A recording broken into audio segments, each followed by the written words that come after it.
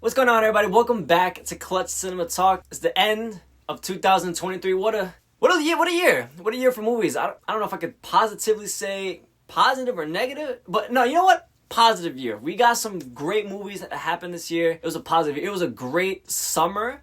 One of the coolest summers for movies in a while. What we're going to be talking about is my favorite movies, the top 10 movies of this year. Now, I didn't get to, obviously, listen, don't yell at me, okay? Listen, I have other things to do in my life. You know how hard it is to see every movie, or at least like a good 75% of the movies that came out this year?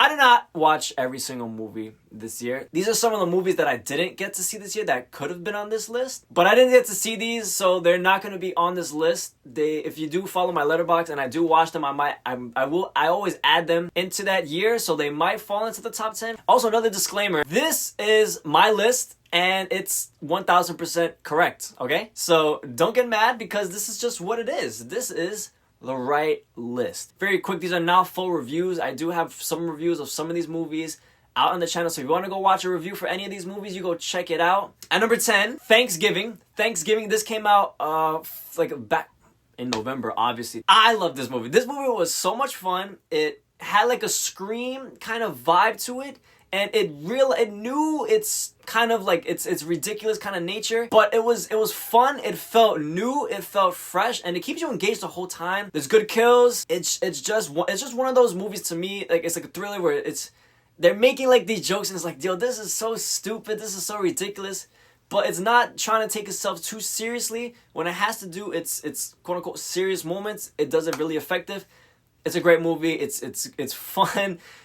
Performances. It's a great time overall. Thanksgiving is at number 10. Number 9, we have the Argentinian film When Evil Lurks. If you guys know me and if you guys have been around this channel, you just know me personally, I love horror. So I'm always gonna try and find more and more horror movies because I want to. Look, I'm not crazy, okay? I'm not crazy. I like the psychology of horror films and how they're able to get you scared and how they're gonna make you feel dread and how it could linger in your mind. So I'm still on the hunt for finding movies like that, kind of similar to like Hereditary, because that's still in my mind. And when I was reading about When Evil Lurks, they said like this movie is kind of like crazy, it's kind of like messed up or whatever. It doesn't hold back. And I wish I probably should do a review for this. But When Evil Lurks, it doesn't hold back. It's right there. It's raw. It's all in your face. Amazing makeup effects. I just want to say that out of rip. Amazing makeup effects. It's such a simple story. It's so effective at the same time. But there was some like interesting components and factors that played into the whole story as a whole. But I liked the very simplicity of it, and I like the winding down clock kind of feel to it. Like they have to beat the clock because something. The whole movie is that they're trying to prevent like a demon being born out of this guy. They think they're doing the right things, but sometimes some of the things are not the right things that they're doing. I don't want to spoil it. I want you guys to go see it for yourself. It feels raw. It feels nice. It feels fresh. It doesn't feel like it's anything like a different horror movie. I love it a lot. When Evil Lurks is at number 9. At number 8, we got a movie from the summer, They Clone Tyrone, which I think is a movie that kind of got overshadowed by the hype of Barbenheimer and other movies that came out this summer. This one came out on Netflix with John Boyega and Jamie Foxx, Naomi Paris. This is another great movie that felt, I feel like I'm saying fresh so much. Maybe I could find a different word for fresh, but to me it felt like an Atlanta and kind of Twilight Zone, Black Mirror-esque movie. There's a lot of surrealism in it. And this movie was a fun ride. It felt like Atlanta. It really did feel like Atlanta. It felt like a straight out of just a feature-length movie. The chemistry between the three main actors is amazing. It's so great to see John Boyega and other, because in other things than Star Wars, I hate when people like associate certain actors with like a main thing, like John Boyega is Star Wars or such and such is from Harry Potter. Like no, they're actors. They're actors for a reason. They could do a lot of different things. But this movie has that surrealist approach, that sci-fi approach. It's a great time. It definitely feels like a Black Mirror Twilight Zone-esque, but also like a modern version of it. But They Clone Tyrone was definitely one of the biggest surprises for me because I had no idea this movie was coming out. I just saw it on Netflix and I'm like, yo, this movie is kind of fire. What? It's a great time. This They Clone Tyrone is number 8. Okay, number 7. Yes, we're getting to, maybe it's a little bit early for some of you, but number 7 is Barbie. Okay, number 7 Barbie. This I definitely had one of the best times all year during the Barbie movie. It wasn't what I was expecting from it, and I just think this movie was really clever in what it was and what it ended up being. I don't know what a lot of people thought was gonna happen when they were seeing the Barbie. I think like, oh, Barbie's gonna be in the real world, but I didn't really think it was gonna go into the thing that they were gonna what they were talking about in the movie. What else can I really say about Barbie? It was fun. The music is great. The scene, all the colors are great. The performances were great. Feels all tied up at the end. I think it's a feel good movie, isn't it? I mean, there's some parts in it where it's like, damn, this kind of sucks. Wow, it's making me really think about this. But overall, I think it's really good. Very clever. Very clever. Number 7, Barbie. So on to number 6, we got the other side of the coin, of the 2023 summer coin. We got Oppenheimer, all the Heimers. Amazing experience to watch in the movie theater. I saw it in IMAX. I didn't see it in the 70mm, but it was still a great experience. Went to see it at like 1 in the morning on that opening night in the city. Amazing cinematography, amazing practical effects. I still did have a problem with the sound mixing. Like, sometimes it felt so loud that like I couldn't even understand what they were saying. But great performances all the way around. This is definitely one of those movies that's gonna get like a lot of Oscar buzz when it comes down into February. Which, we're gonna have an Oscar show for this channel. I'm gonna have my own little categories, so stay tuned for that. But Oppenheimer, it's one of those movies you had to have watched in the theaters. It's one of those that it doesn't hit the same when you're watching it like on your phone or on a movie. This was, if you could explain anything to somebody where it's like, this is a movie that has to have been shown in cinemas, is definitely Oppenheimer. Other ones are like Blade Runner and like Dune, but this, you definitely had to have or even Top Gun, you definitely had to have experienced it in cinemas. It's one of those experiences, and I'm so glad that a lot of people went to go watch it during the summer. Like, Barbie was hype, and they made it into having to go watching a dark, gritty biopic, and then you got the very colorful and a little bit more mainstream Barbie. And I think that was so cool. I talked about this in my Barbie Oppenheimer review. It felt really cool that a lot of people were wanting to go to the movie theater and see these movies. It really felt like cinema was alive at that time. 2 totally different movies, but both were good. I got Oppenheimer over Barbie, and Oppenheimer is number 6. All right, we're getting into the top 5 now. Before that, if you guys haven't liked, subscribe, everything, do all of that. Number 5, we got Past Lives, a Korean film. This was something that I kept seeing on my Letterboxd, and everyone, it had really, really good reviews. And one day I was just like, let me start catching up on the 2020 movies I missed. And I don't know too many romance films. I've never really sat down and watched a lot of them. Because, listen, a lot of them are sad, man. I hate feeling sad. I want to feel like... It's kind of weird that I rather feel scared than sad. That's an interesting thing. There should be a study on that. Like, why is that a thing? But Past Lives was a really... that shit got me. That movie really got me. That movie really... It really hit me hard. I think what was great about that movie is not just the performances, but just the dialogue and really the plot. It felt real. That's what it did. It felt real. Some things were a little bit like, wow, like, it's kind of healthy what that guy's doing. There's a certain character who's like, wow, he's way better than all of us for doing that. It's a really beautiful movie. It really makes you think. It really talks about people that you're maybe supposed to be with, or it makes for a good story. Is that really the person you're gonna really end up with? And sometimes you don't even really need a great story to be together. It just happens. Life isn't a movie, but ironically, this movie's a movie. But Past Life is... that's a good movie. If you really want to cry, that got me. There's some lines at the end of that movie. It's just like, damn. Like, damn, man. Woo! Past Lives, number 5. Number 4, my favorite horror movie from this year, Talk to Me. A24, got the distributing rights for this Australian movie. I think this movie was technically released last year, but I think it got its theatrical release this year. Talk to me. This movie felt very fresh to me.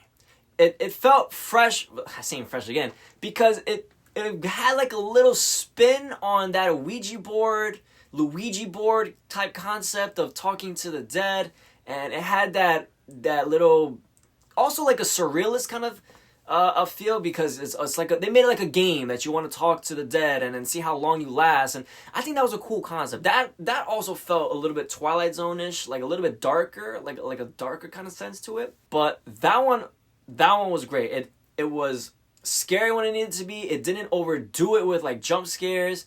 It was a great story. You can kind of see where it's going. I do love how it wraps up at the end. It was the only logical way that it could have wrapped up at the end. It had a little bit of humor in it when it had to be humor. It didn't hold back at times. It was raw. There's one sequence where the makeup is just insanity. It felt real. It was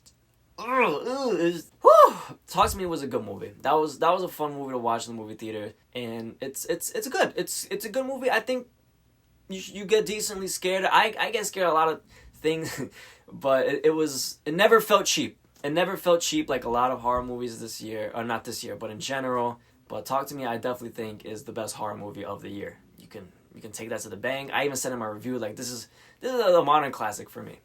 So Talk to Me is at the number 4. I think we're at 4, right? Yeah, number 4. At number 3 is the third installment of this particular franchise, The Guardians of the Galaxy Volume 3.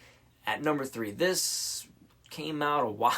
This feels like it came out a while ago. Wow, that was this year.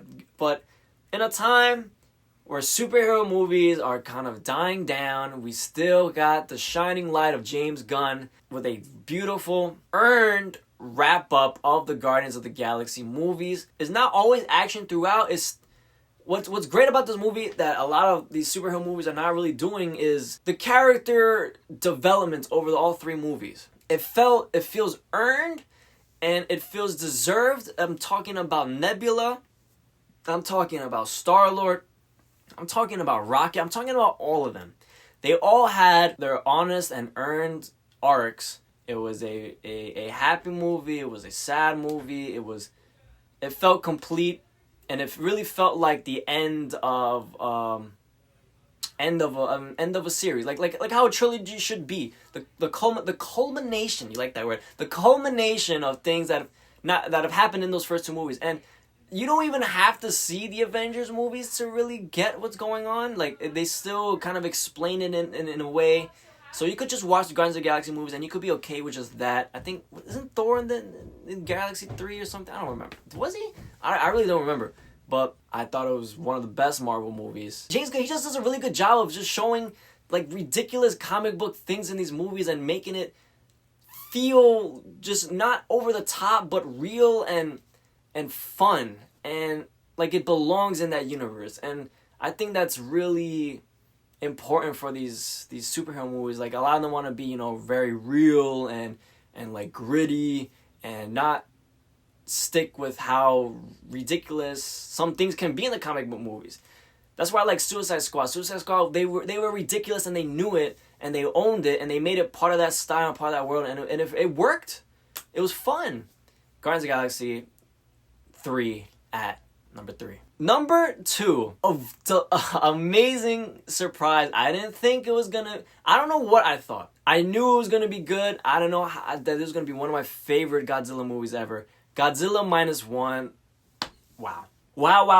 The Toho's Godzilla movies recently. I'm not talking about the animated stuff. I'm talking about like Shin Godzilla and now Godzilla -1.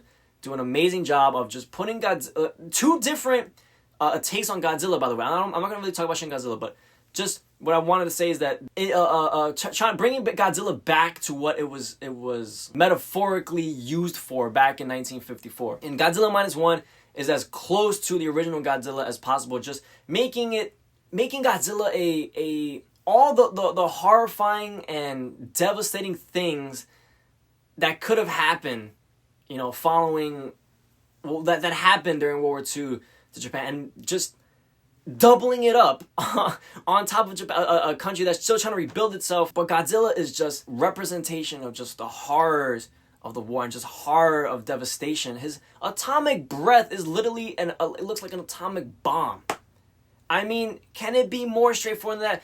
And this is maybe one of the first times, I think, ever, maybe since like actually just the original Godzilla, where I'm rooting for the people. I'm like, yo, Godzilla is like, I'm rooting for the people to take down Godzilla. A Godzilla movie that had amazing, interesting characters, great plots, a very emotional movie. Godzilla -1 was just, I think, deserves some buzz from the Academy. This was a really, and I don't even think you really need to like Godzilla to even enjoy this film. The characters are so good, and the story is so good. It's amazing. It's Godzilla -1 is really, really good. I definitely recommend it to everybody who, even if you don't like Godzilla or anything like that, I definitely think you should check that out and just experience it. What does it mean to you? What does Godzilla mean within the boundaries of the movie? Yeah, it's a really amazing movie. Really amazing movie. Amazing. Godzilla -1 is at number 2. And before number 1, I just want to mention a few honorable mentions that didn't make the top 10. So a few movies that I enjoyed that just missed out on the top 10 were like Ninja Turtles Mutant Mayhem. That was a great movie. Felt very artistic. It was very, very lively, very fun. It was like a really cool. It's like very artsy. That's a fun movie. That's a good movie to go watch. Or it's not out anymore, but that's a good movie to watch. Anatomy of a Fall. That's gonna definitely get Oscar buzz. That was kind of like a courtroom drama. Amazing performances on that, and certain lines in that movie. They really speak to you about what is when something happens and there's really no witnesses to something. What are you really trying to look for? Are you really trying to look for the truth of what happened, or are you trying to look for just like a reason why that something could have happened? You're just looking for a reason to something that you're never gonna actually physically be able to know. I feel like I'm chatting, but in my mind it makes sense. May December is a good movie that's on Netflix with Natalie Portman. Damn, that didn't make the top 10. That was a good movie. And quick 2, Burial was a good movie with Jamie Foxx, Tommy Lee Jones, and Mission Impossible 7 was good. I don't think it was one of the best Mission Impossibles like from the last few ones, but it's a good spy movie. It's a little bit long, but the action sequences are ridiculous. They're definitely ridiculous. And Haley Atwell's in that movie too, so okay. Number 1 is Spider-Man Across the Spider-Verse. Was one hell of a movie. The only way I can even explain this movie is it's just art. It's literally art. It literally so many different artistic styles mashed into it. Spider-Man Into the Spider-Verse has a special place in my heart. Always has been and always will be. And Across the Spider-Verse is going to be right next to it. I still can't decide if I could choose one or the other. I feel like they both need each other in some sense. But Across the Spider-Verse, they have to end this trilogy perfectly. Like, I feel like they launched themselves in the air, and they're in the air right now, and they have to stick this landing. Wow, because it could be one of the greatest trilogies, one of them ever. It's amazing time, amazing visuals. They're really owning that multiverse concept, and just also Spider-Man as a character and what Spider-Man means as a character, and is still going off the fact that, anyone, I still believe like, anyone can be Spider-Man in a sense for what Spider-Man stands for. What Spider-Man stands for is so amazingly depicted in those films.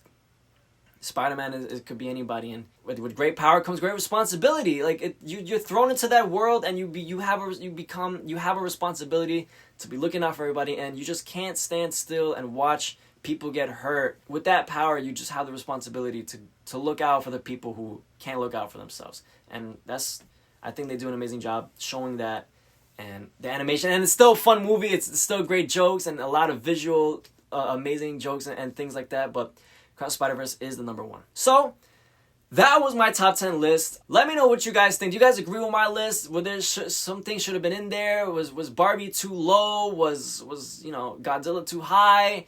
You let me know. You absolutely let me know. I would love to talk about it. This was my top 10 list. It was a great year for movies. I'm still gonna try catch up with the movies I haven't seen, but it's less of an urgency now. Yeah, listen. Some of these I reviewed. Go watch those reviews.